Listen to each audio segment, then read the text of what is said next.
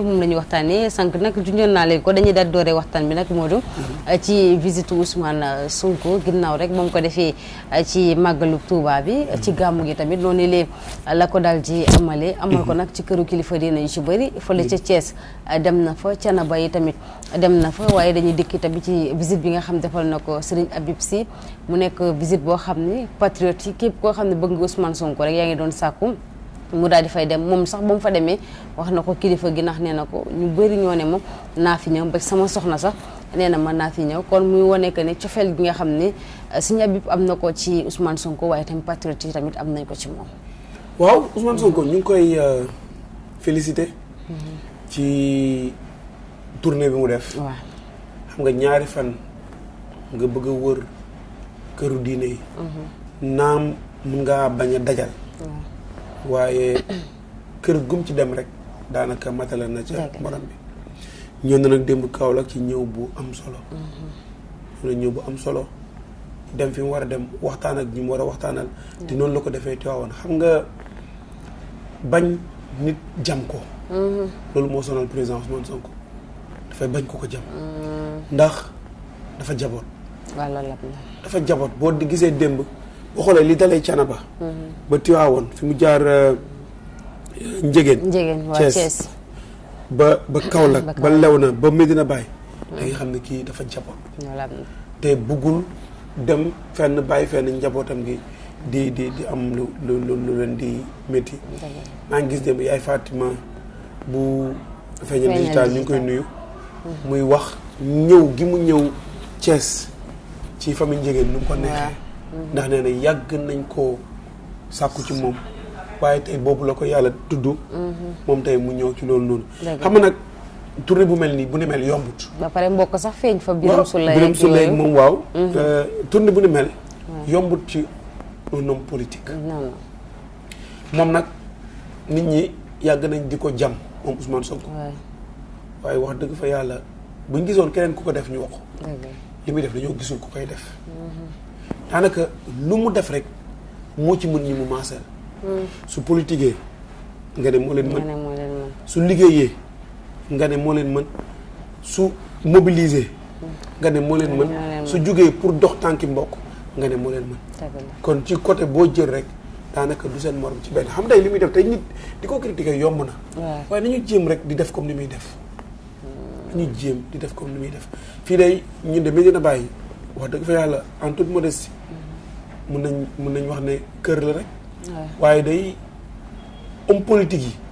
yi yabuñu ko homme politique yi yabuñu ko xëy na nag ñu ngi doon xaar sax xëy na président def ko ndax président jour bu muy dem samedi pour tijji péage bi yaa ngi dégg sax Baye Assane mi ma doon tooñ naan am na ñoo xam ne ñu ngi mobiliser Kaolack parce que dina kii yaa ngi dégg mu ko doon tooñ ñu bari ñu ko doon xaar waaye mujjul ñoo dafa mujj préféré dem Njaga Ñaaw am xam naa pour des raisons yoo xam ne ñoom ñoo ko xam mais mënoon naa ak si Kaolack comme autoroute bi ñëw na ba fii mu ñëw def ay siyaaram loolu wàññiwul dara kon dama bëgg a wax foofu rek ne Ousmane Sonko li muy def ci mbaax ñoom nañ koy def gis nga réew mi d'ailleurs dañoo war di concurrenceante ci lu baax bu ñuy concurrenceante ci lu baax lépp bénéfice la pour sénégalais waaye nit bëgg a def lu baax ay nit taxaw ne du ko fi defee te ñoom lu baax li kii di def mënuñu ko foofu la Sénégal toll xam nga su ma toogee gis ay plateau ay télé ñuy wax comme si que ne président Diomaye dafa war a génnee Ousmane Sonko ci langue politique après damay am jaaxle waaw naka la nit di nekkee sénégalais ngay wax président na génne ci politique nga xam ne kenn moomu ko kenn politique amul sénégalais bi ñu naan kii dafa war a def politique kii warul def politique dëgg la nga ne yow na nga génnee nit ki ëpp doole ci politique ci réew ma na ko génnee ci politique te tegu ko fenn xam nga loolu ni ko koy wax bare nga ne da nga bëgg Sénégal da nga may jaaxal ndax dafa am ñoo xam ne fi mu toll nii ndeyam am Ousmane Sonko bi ñu koy wax xam nga jàmm ji ñuy woote te président Diomaye fi mu dem waxoon gis naa ne bii tamit Tivaouane dafa xaw a améliorer discours am ndax xëy na discours bi Ousmane Sonko defoon Touba dafa jéggi bos moo tax bii mu xaw a anticiper dem ci tuuti mais boo xoolee jàmm ji muy wax du kàddu kese jàmm mi ngi commencé mu téye ñi far ak moom ñu ban a nas benn pexe jëm si ci Ousmane Sonko. surtout loolu. ñu ngi jéem de. ñu ngi jéem am na ko sax ku ma wax ne ma JOJ yi la ñuy xaar. ah bon waaw maa la ko wax tey am na ko ku ma wax ne ma JOJ yi la ñuy xaar. kon ñu ngi nas ay pexe te ñooñu di ko nas noonu ay nit ñoo xam ne lañu seen propre intérêt moo tax ñu koy fexe Ousmane Sonko nag jamono bii nii. nekk na kenn koo xam ne ci Sénégal jug wutal si ko sax ci fitna. yaakaar naa ne kenn waratu ko xalaat. non non gënul de wax dëgg fa. li ñu ci jot a dund dafa doy sëkk. ñi ko initié woon sax rëccu nañ ko xëy na après boo ñëwee ci beneen sujet bi dañ ci gën a xuus. Macky Sall bi ko initié woon sax rëccu na ko ndax li mujj mooy di jéem a effacé di maasale balaa moo dem. waaw ay amnistie ak yooyu. waaw kon ku mel noonu maanaam jàmm rek lañ ko war a defal ci penc mi waaye dafa am ñoo xam ne xam nañu ne kii mënuñoo dem ak moom élection ndax da leen di massacrer. ñu ne nag nan la ñuy def ba duñ dem ak moom élection ci loolu la ñu nekk léegi nag comme JOJ yi événement la bu majeur bu Sénégal war a kii ñu ne dañuy bàyyi seen plan ba JOJ yi passé ñu soog a mettre nag seen mbir yooyu seen complot yi en action waaye sénégalais ñu ngi leen di xaar. Ousmane Sonko sénégalais la am fi mbooloo mu ko bëgg di xaar élection am pour mu dem compétir. surtout la sénégalais sax yooyu la ñuy xaar mu koy fàttali démb. Cheikh Mamadou Maye ne ko fii Sénégal kenn du fi jug di dem di. foqati nguur ci loxo président den opposition loolu rek la am mais fii Sénégal kenn du ko def waaye tamit bu exécutif bu ñu weñ loxoy kenn pour tere ko mu bokk fii nguur ci urne yi lañ koy joxante ci urne yi lay yem ne bu ñu demee élection mu natt waaye dafa am ñoo xam ne dañoo bëggu ñoo dem ak moom élection léegi nag boo xoolee déclaration yi Ousmane Sonko dafa yëpp ci këru diine daanaka benn fil bi rek la effectivement benn fil bi rek la wax na jàmm la ñu bëgg jàmm la ñuy woote manipulation yi nga xam ne def nañ ko yëpp ci caisse noire bi xam nga ndeyam maa la koy wax. waaw parce que dem leeral na ko. xam nga caisse noire bi. wallahi azim kilifa diine yi lekkuñ ci 50 millions. yaa ngi ko doon wax. wax naa la ko wax nga ko beneen du ñaari yoon. bu ñuy dem Ousmane Sonko waxee sa sama xel ci yow la dem. gis nga bu ñuy dem ay màggalu Touba yii nii. waaw 5 millions la ñuy yóbbu duñ ko passé. 5 millions la ñuy yóbbu. dëgg la. Serigne Mountakha projet bi yi mu simb yëpp. ëpp na loolu. waaw Cheikh Mahi mii projet muy sumb ëpp na loolu kon lan lañ leen di yóbbu. bu nekkee paj mi suñu kilifa diine dañoo dëkk ci hôpitaux yi dëkkuñ ci hôpitaux yi. kon paj mi lan la état ay milliards la ñuy wax on parle de milliards. tey bu ñu waxee rek bu ñu bëggee daganal seen milliards yooyu rek ñu ne sëriñ si. wut fu ñu ko daganalee. fu ñu ko daganal moo tax mu leen doon expliquer gis nga ndeya Sénégal dañu war a toll fu ñuy institutionnaliser màggal yi ak gàmmu gi mu am un budget bu ñuy voter à l'Assemblée nationale pour muy gérer cérémonie yooyu noonu c'est possible. mu leeral ni fii transparence moo fi am. yow màggal ay millions yi nit wutali Touba Sénégalais yi ne fa nga war leen jox sécurité jox leen courant jox leen ndox jàppale sëriñ bi ci Sénégalais yi ñi fay daje. dañ ko war a institutionnaliser mu nekk un budget bu ñuy voter à l'Assemblée nationale ñu ne nangami centaine de millions la bu jotee ñu def dispatching bi kër gu ci nekk la nga ca war a jël nga jël ko. loolay transparence jaratul di jël léegi d'accord. caisse noire bi président gisuñu ko Medina Baye. lan la jox waa Medina Baye dafa yónnee nit jox ko xaalis enveloppe bu autorités yi joxewuñu 5000 taalibe yi ñoo leen gën a dund addiya taalibe yi gis nga boo demee Touba. El Hadji Mbàkk yu fay. 2 milliards 500 la teg ci table ci. boo ñëwee fii Kaolack am na fi sëriñ am na ci taalibe yoo xam ne du ma tudd turu kenn ndax bari nañu ñoo xam ne ku ci nekk mën ngaa def gis nga Zeyda Yane ni Thiam mu ngi dëkk nii ak may tudd chaque jour këram a ngi nii moo jëloon ni ak suñu kër gi li muy def ci Medina Baye état defu ko Cheikh Mamour Insa bi nga xam ne dégg nga gis nga sono bi mu andi ren Medina Baye boo toogee fi léegi bu ñu waxee da nga koy dégg te ñu ngi à 2 wala 3 kilomètres de Medina Baye kon ñooñu mën nañu defal seen bopp waaye yëkkati ab 5 millions jox ko ab xalif général ba pare bëgg a jël ne fonds politique yi ñoom lañ ciy defal yooyu waxi caaxaan la te ñoom waroon nañ am gàcce di wax waxi fonds politique naan dañ ciy jël di jox ay xalif généraux parce que da nga yor exécutif. voilà mën na voter un budget. dañu am ministère boo xam ne dafa gérer solidarité. am Ablaye Wade xam nga mën nañu ko wax la Ablaye Wade dafa créé ministère boo xam ne affaire religieuse lay gérer. Diomaye créé une commission boo xam ne teg ci Jim maa ngi koy nuyu. Oustaz Jim. mais pourquoi ñooñu mënuñoo gérer ay fonds yoo xam ne dafay gérer màggal ak gàmm ak nangam après nga xool nag ministres yi ak seen services yi ku ci nekk fa nga war a intervenir ci événement yooyu noonu waaye ñu bëgg ñëw wax président bu dem yëkkati ab enveloppe am joxe ko ci sëriñ ba ñu bëgg a wax ne loolu mooy fonds politique loolu dañoo ñàkk respecté. moo tax sax Modou doguma la parce que benn diabolisation bi nga xam ne yaa ngi koy wax ak manipulation bi. bëgg wax ne Ousmane Sonko dafa bëgg a tere suñu kilifa yi jox leen li nga xam mooy koppar ba mu ko leeralee nee na maanaam diine sax bëggul ñuy jël li nga xam ne wala kilifa yi sax bëgguñu ñuy jël xaalis boo xam ne ñàkk askan wi la. di leen ko jox ñoom ñu koy kii léegi nag li mu wax mooy que ñu encadré ko mais nag mu ne loolu lan moo ci aay ba gars yi nan ko dara aay. waaw xam nga fond mënu laa lay wax. waaw fond politique moo dañ ko war a encadré. gis nga du fond politique kese. bépp dërëm bu sénégalais di moom ñu koy dénk am nit pour ab liggéey dañ ko war a encadré. ba mu des salaire moom ku nekk yaa ko nekk nga ciy def man loolu laa gëm. dama jàpp ne gàmm màggal ay événement la yi gën a mag. ci Sénégal bu 31 décembre jotee da ngay gis ñu décorer capitale bi yëpp ay jeux de lumière ay lu nekk nangam te ci 31 décembre lañ ko def xaalis yi ñuy génnee xaalis yooyu noonu maanaam état di ko génne muy màggal muy gàmmu dañ ko war a budgétiser ñu koy voter à l'Assemblée nationale mu nekk lu xaalis boo xam ne da nga koy jël nga jox ko kilifa diine yi ndax kilifa diine yi boo leen joxee ñu def boo leen joxul ñu def. loolu moom dëgg la. Medina Baye gii. ndax ci gàmmu la ñu nekk.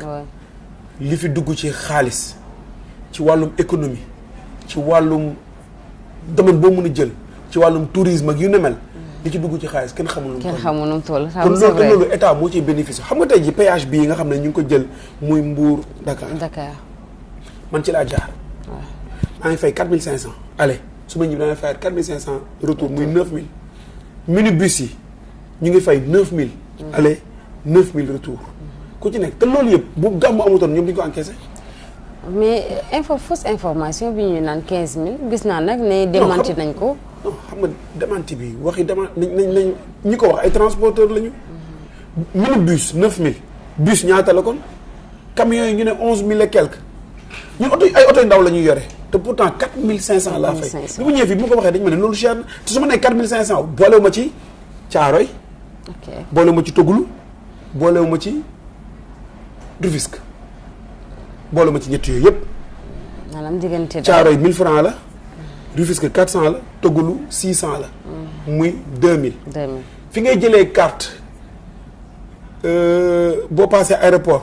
sooy génn kaw la 4500 ngay fay oto bu ndaw. te par catégorie la. te par catégorie la. te loolu yëpp tey xaalis la boo xam ne état mu ngi koy encaissé gis nga liy dugg si ci oto kaw la liy dugg ci oto Tivaouane liy dugg ci oto Touba loolu yëpp état mu ngi koy te loolu gàmm moo ko waral. kon état bi dafa war a jël ci koomam dooleel kër yi loolu nag soxlawul président di dem dafa yóbbu enveloppe loolu mën a nekk addiyaam moom waaye réew mi dafa am loo xam ne ci suñu budget ñun ay jullit la ñu ndeyaa ak 95% te ñu ngi koy def ci yeneen kër yëpp. ñu ngi koy def ci yeneen kër yëpp ndax ay diina ay jullit ay aji gëm rek ñoo dëkkee Sénégal. muy jullit di catholique. ku ci état dafa war di prévoir ay fonds pour kër yooyu noonu xam nga Sidy Lamine li tax ma koy cité parce que lu bari ci moom laa ko jàngee. dafa doon wax naan dafa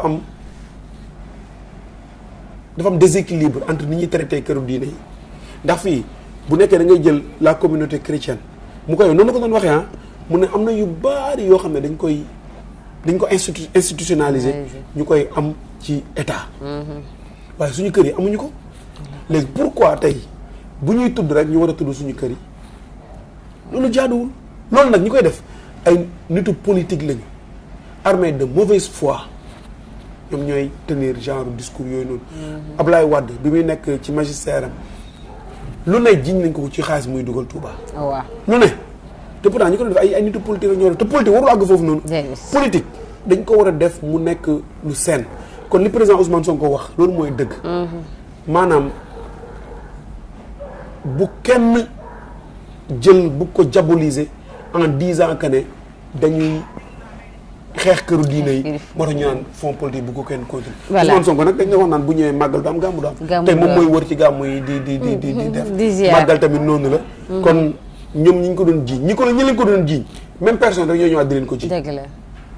ñi leen ko jiiñ même personne ñoo ñëwaat di leen ko jiiñ. tey mënuñoo wax gàmmu du am màggal du am ndax gàmmu yi am màggal di am.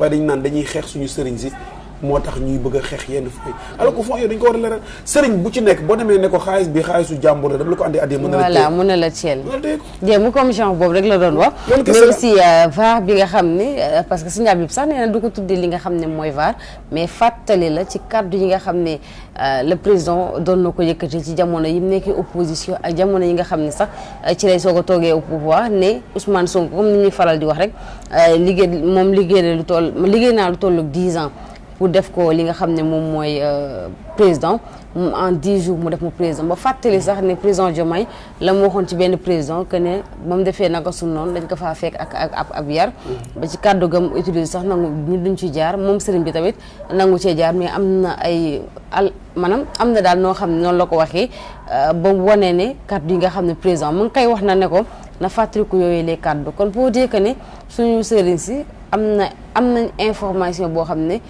ku jàpp ne amuñu ko jàppal ne daal am nañ ko. ay régulateurs sociaux lañ. de société lañu. waaw et puis ñoo xam ne dañu jege seen askan. dëgg la yu ci ëpp bopp. xam li xew ci réew mi ndax xam nga après tout réew mi bu basculer ñoom la ñuy wooye pour ñu jouer sapeur pompier. dëgg la 2021 bi réew mi demee ni mu demee woon noonu. waaw dañu daw gaaw ci Sëriñ Mountakha. dëgg la pour mu fay comme nag ñoom am nañ doole jooju noonu kon du ñu sori ñoom di xam ni réew mi di doxee fi mu toll nii ñëpp xam nañu réew mi ni muy doxee ñëpp xam nañu ne Ousmane Sonko moo yor doole politique bi moom moo tànn Diomaye jël na beneen yoon ma ngay taxawal parti ñëpp xam nañu loolu ñëpp xam nañu ne ñu ngi nas ay pexe pour jëm si ci kaw Ousmane Sonko ñoom ñëpp na ñu ngi alerté ñëpp ngi alerté xam nga Birame Souleye dafa demoon ci émission Maïmouna Ndour Faye. waaw. boo fekk Macky Sall liquide na Karim Wade. liquide Khalifa Sall. mu dem Maïmouna di ko laaj ci loolu mu ne ko Ousmane Sonko du Karim du Khalifa. ba mu koy wax gëmu ko woon waaye gis nga bi ñu déclenché mbir mi après gis nga réew mi fi mu àgg. fi mu toll nii ñoom ñëpp koo ci gis ñu ngi naan Ousmane Sonko politiquement amatul doole parce que dañu bëgg a préparer pour duutal si ko. moo tax sëriñ sépp ñu ngi avertir ñu ngi di seen bët di xool. loolu nag bés buñ ci àggee ñaanuñu ko yàlla. ñaanuñu ko yàlla. mais xam nga parce que ñi koy def ay nit la yoo xam ne xam nañu ne kii mënuñ ko gañe ci élection ñoom xam nañ ko.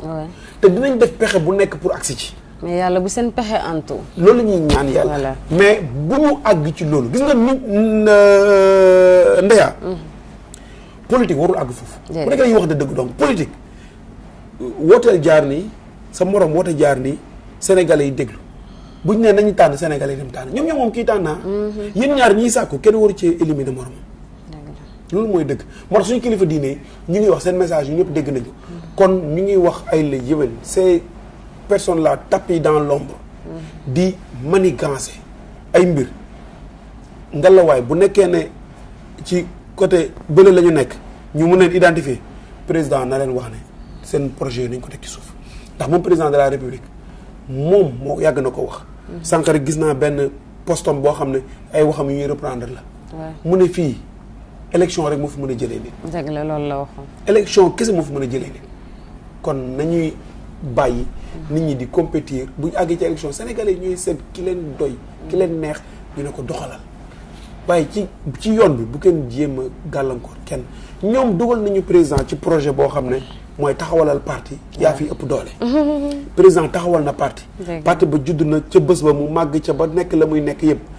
nañu wóolu seen bopp ñu jàpp dara élection ñu dem. judd tey màgg tey. waaw mën lépp tey ëpp fi doole tey kon nañu dem élection ñu natt.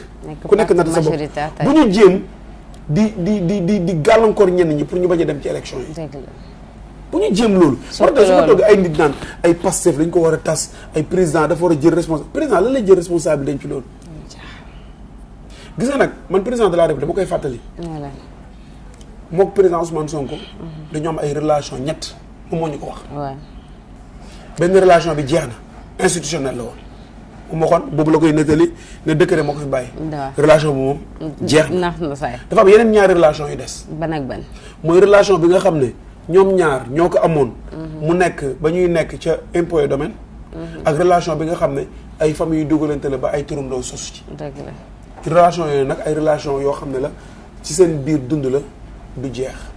kon ay ngelawaay. politique la nañ ko def mu seen. surtout ñii ma gis ñu waroon Macky Sall. tey laal yi dem di ko wutal si. ñooñu noonu ils sont animés de très très mauvaise foi. ku ciy ñëw di la ut si xamal ne day ñëw maanaam ay déchets rek la lay andil ndax bu nekkoon ñoom am nañu valeur.